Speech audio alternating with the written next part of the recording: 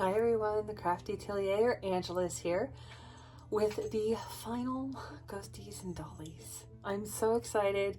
It's been a whole year. This is the 12th month, so a whole year. It's been crazy. It's gone by so fast, it seems like, to me. And just, yeah. It's the final one because I don't have very much after that. If anything, I've told you everything that's actually happened to me, that I've experienced so far with certain paranormal things. So there are two stories that I wanted to talk about that were sent to me. One by The Doll Abyss, and that has a video. And then there was someone in my Instagram, and he sent me a story as well. And then I'm going to go through the three honorable mentions of places that I visited, took pictures of, and wanted to show you. There wasn't a whole lot that went on there, paranormal wise, like overly paranormal. So it just was never something that these places did for me. So I've redressed all the girls, and I wanted to show you that Hester here is going to be the dolly that started it and the dolly that is going to help me finish this series out today. So this is her fit. I put on a little hat because I think she looks great in hats, but there was another shirt, but it just didn't work out. So yeah, I will put her down and we will get into this. And yeah, for the last time, the following is true to the best of my ability. The first story comes from Frank from California. This was in my Instagram early in the year, about February, March time. I'm gonna read what he sent, and yeah, we'll go from there. So this is something that he experienced at an old job that he'd like to share. This place was a giant warehouse, and in front of it was a long hallway with offices on either side. At one end of the hallway was a conference room. I worked evenings by myself, but sometimes I would hang out in the conference room after my shift because there was a TV in there. At around 11 p.m., I was watching TV and I started hearing footsteps running up and down the hallway. At first, it didn't register to me that's what the sound was, but it kept happening over and over and over again. And as the footsteps passed the doorway where I should have been able to see whoever was running, there was no one there. I eventually stuck my head out and and I didn't see anyone there, and shouldn't have been because I was alone. But the sound was very distinctive. If it wasn't somebody running, I don't know what else it could have been. So that was that experience. I'm so glad, Frank, that you sent that in a long time ago. I'm sorry I'm just now getting to it, but I wanted to get it at the end when people had time to send things in. So thank you so much, Frank from California. The next one is from The Doll Abyss, and this is actually a clip. So if you're not using headphones, it might be very, very hard to hear, but it's a very short clip of a home security camera. And it was The Doll Abyss. Her husband went to the garage, was just leaving for the day, and heard something, and he stopped. And you can see in the video that he stopped. And I can hear something. I can't understand what it says per se, but it is, at least to me, having years of audio review under my belt, I can hear something. I just can't make it out. So I will show that clip right now.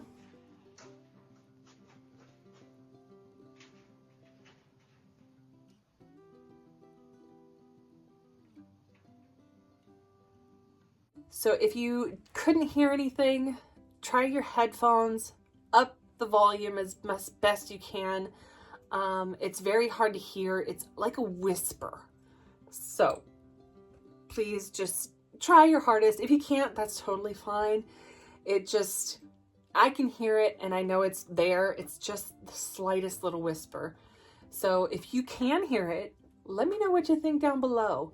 And yeah, because I don't know what it says personally. But yeah, so that was great. Thank you to the Doll Abyss. I'll link her below as well because she has some really cool videos. So now we're moving on to the 3 honorable mentions. And the first one is the Morton James Library. And that is in Nebraska City. And it's just like a little town. It's just a little town about 45 minutes away from Omaha. And it's south, so south of Omaha.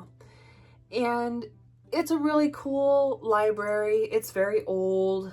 A lot of the librarians there, the workers there, they say that they hear things at night when they're in the office. They would hear, footsteps or like banging and like books dropping and that kind of thing. And honestly,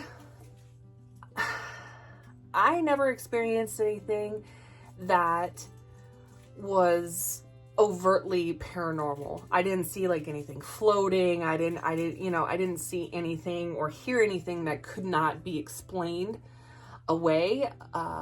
There was this sound at one point because there's an open fireplace in this place, in this library, that when the wind is rushing, it sounds like someone's screaming, and it was awful.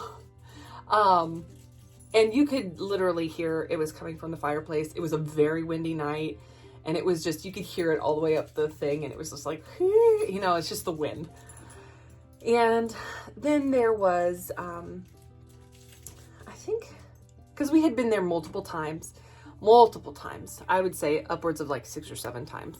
We would take people around that lived in the area, and we would talk about the paranormal and how to investigate, and then we'd go out and investigate and, do that kind of thing. We never got any audio, there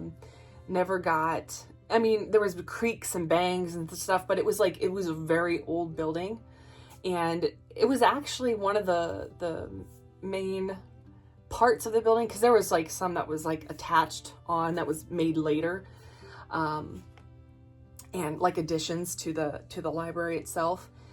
And the parlor area, there used to be a showing for like, people who had passed on. So,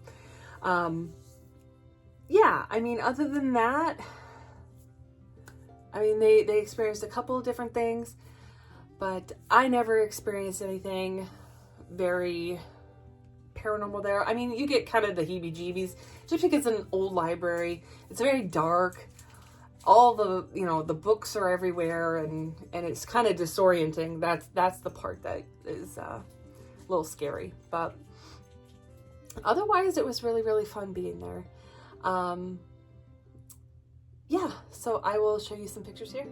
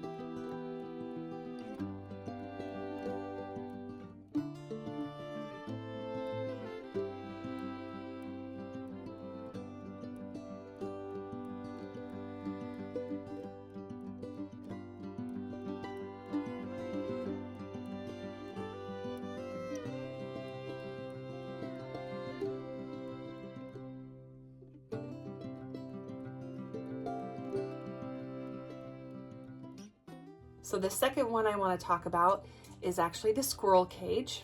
It's across the river, so it's in Iowa. It's in Council Bluffs, Iowa. It's the Squirrel Cage Jail. And it was one of the first jails there that was built.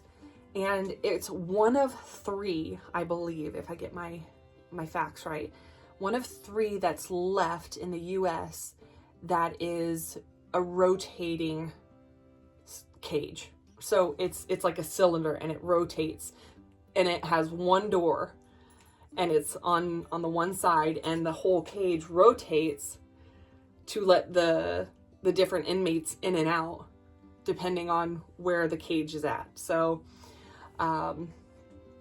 yeah, it's like if you have glitter and or like herbs or something, and you put the top and it spins the top to like either the spoon or the shaker side, and that door is the only time it gets out, right? That's like the squirrel cage. So they would have this big rotary thing, and it was like this. You cranked it, and the whole thing would move like that. And it was 3 tiers high. So it had, rooms like a pie shape. So I think it was like 8 rooms on a layer, and there was 3 layers. So they would, stack it, and they'd rotate the whole thing to get the, one inmate out, at a time. And there was a room for the juveniles as well. And then there was a place for the women who were either didn't have a place to stay because their husband was in jail, or female inmates, you could say. There was a medical wing, and it's just a room. It was just a room. And then the very top had basically like a roundabout house. So there was a couple rooms and the living room, and it was all centered on the top of the cage. So the thing is, the toilets were centered around the inner, I guess, circle thing, cylinder. And the inmates, when they were mad at the warden, they would basically clog the toilet, and the smell would raise to the top apartment where the warden's family lived. And there was an opening, like a door you could open, and you could see down into the workings of the cage. So all the smell rose up, and they would just smell the whole warden's house. It was just a very dangerous jail at the time. Of course, modern day now, it's like a museum from the state. So it's like a state museum. And they built the new police station next to it. And it's, it's square, it's rectangle, it's multiple layers, all that stuff. And it's just this one little brick building for the jail that used to be there, or used to be used. And the fire marshals went in. They had to, solder off all of the jail cells, because if someone had gotten in there, like a person, just a tour person, they could get in there, and somebody rotates the jail, they could get stuck. So they thought it was a fire hazard. So they took off all the doors. So all the doors were open, and then they used it for a Halloween, scary acre kind of thing, haunted house type stuff. So they used it like that for a while. Now they do paranormal investigations, they do day tours, and we've been there quite a bit. That was one of my first ever like real investigations, was at the squirrel cage. And yeah, it's weird. I think I've only experienced maybe a couple things there, and it was just like something tugging me or touching me when no one was around. Like you could feel your clothes kind of tug, and that was in the common area where everyone is basically just surrounding the jail on the bottom level, and that's kind of their common room. But there was there was one inmate, I know for sure, he had fallen off the top catwalk, and he fell to his death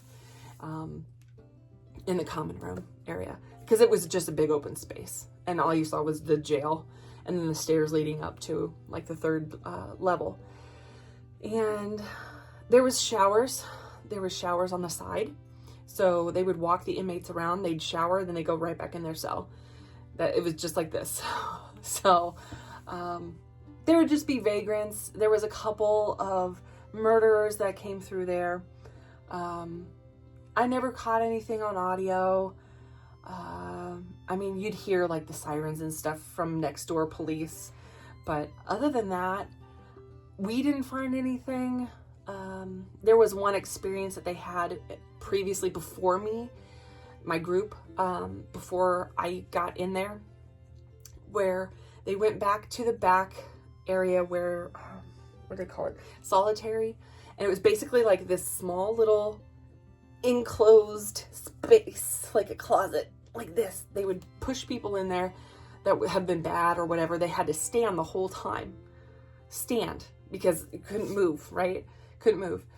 And one of their previous investigators from the group went back there, and he said that it felt like his head was in a vice and it was like being crushed, and he came out screaming. And that was before me, but that's what I was told. So there's that one, and I will show some pictures right here.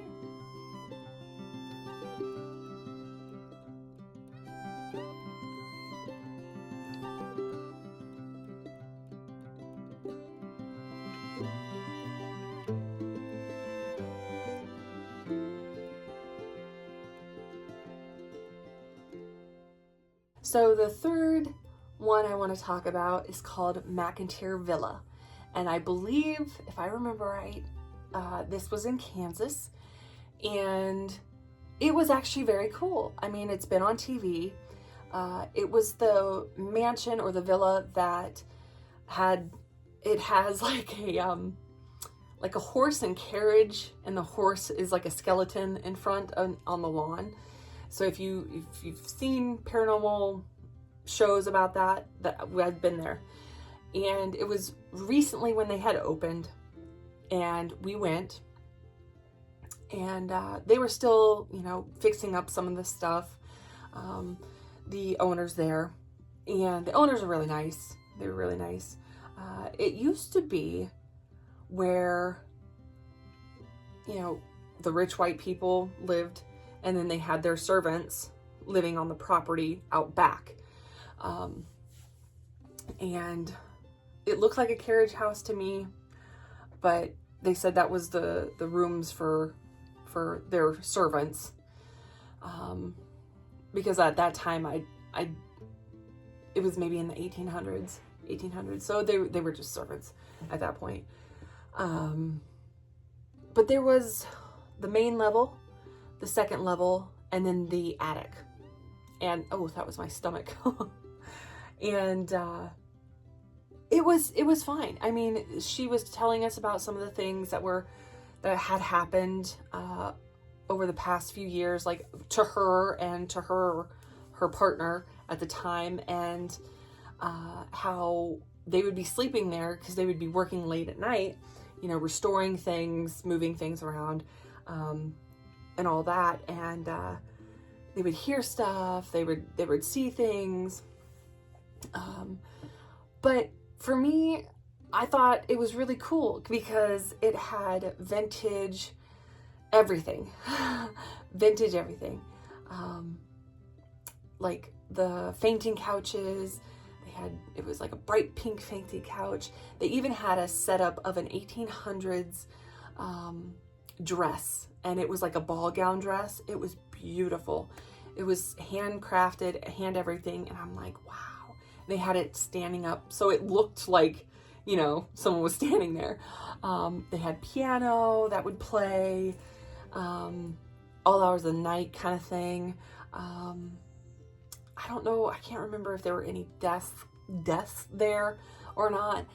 And, but yeah, no, they had a little area, a little room for like, when the investigators came, they had like coffee and a fridge and stuff, and like a break room, right? And there was a room that had puppets, and one was locked up, and I think it was French. It was like one of those hand puppets that you know, the hand puppets like that. And people thought it was the creepiest thing, and it was, you know, almost like an Annabelle, and I didn't think so. I thought the doll was pretty. I mean, it was a little creepy just because of the paint, but it was very pretty. So if I have a picture, I'll put that in a slideshow for it. But then we went up to the attic, and this whole time we were doing the tour, I was fine. I was fine. Got up to the attic. This is the only thing that happened there, and that I can't explain. But it wasn't even something that we caught. It was just during the tour, and I got up to the halfway on the stairs to the attic. So we're right at the attic, but I'm halfway up the stairs, and I was like starting to have my heart like palpitate really hard, and I was like, is this because I just walked up some stairs? I was like, no, this is not. This is like almost fearful, you know, like fear. And walk inside, and she's inside, everybody else is in there, and I'm like, I don't even want to cross the threshold. I really don't. And when you walk in, and there's some like storage stuff on this side. There wasn't very much space over there, but then you walk in, the attic is there. The basically the spire is there because there was like a cylinder shaped castle looking thing. You'll see it here shortly. And it was so weird because there was some old furniture that they had up there, and you know, all that stuff. I was telling my investigator friend that I just don't feel good. I just don't feel good. I said, there's something that is like, I don't want to turn my back towards that area next to the door. Like, I didn't even want to come in. And I was like, I don't want to be here.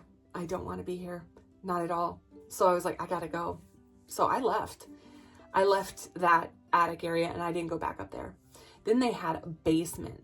The basement that had like the wood dirt floors and stuff. And it was weird. It was weird. It had like the one little light with the chain, ping, you know, and then they had some like medical things down there. It was weird. We didn't go down there very much, just because there was tons of spiders. I didn't go down because of that, but medical things in there. There was like an old wheelchair, you know, with the wicker wheelchair. If you've seen the old ones like that. But other than that, I mean, we did some audio, didn't catch anything, video, didn't catch anything, but there was an experience that my investigator friend, he experienced up in the attic when he was up there. He saw a light. He saw this light, and he said the light was small, and it would like, whew, you know, just like cross him in the attic and everything. And it was dark. He had his flashlight, but he was in the dark. And he said that was kind of weird. And I was like, yep, that's because there's something up there. That was the only place in the whole building that I felt anything was there.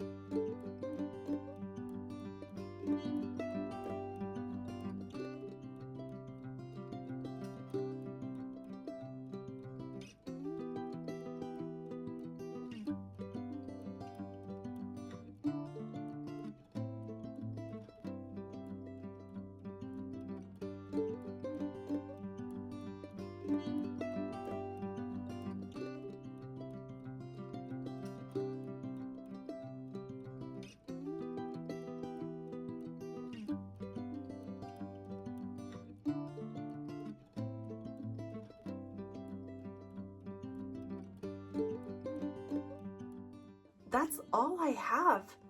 That is the finale of Ghosties and Dollies. I really hope you enjoyed the year-long Ghosties and Dollies series. I know I did, and I hope that you enjoyed my experiences, whether you believe them or not. I know that they're real, and that's what happened to me.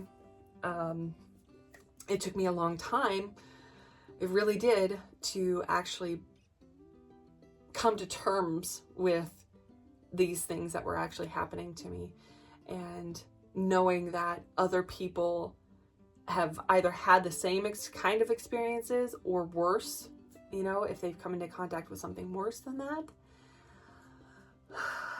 And I do feel sorry for those people, because it's not something you ever forget or ever want to talk about, because you don't want to be judged.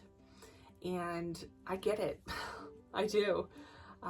But I put myself out there, and I wanted to, and I wanted you guys to have something to enjoy, and know that there's people out there that, you know, will listen and will believe you.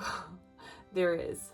So that's it for me, guys. I am signing off for the very last time, and I will catch you in the next one. Bye.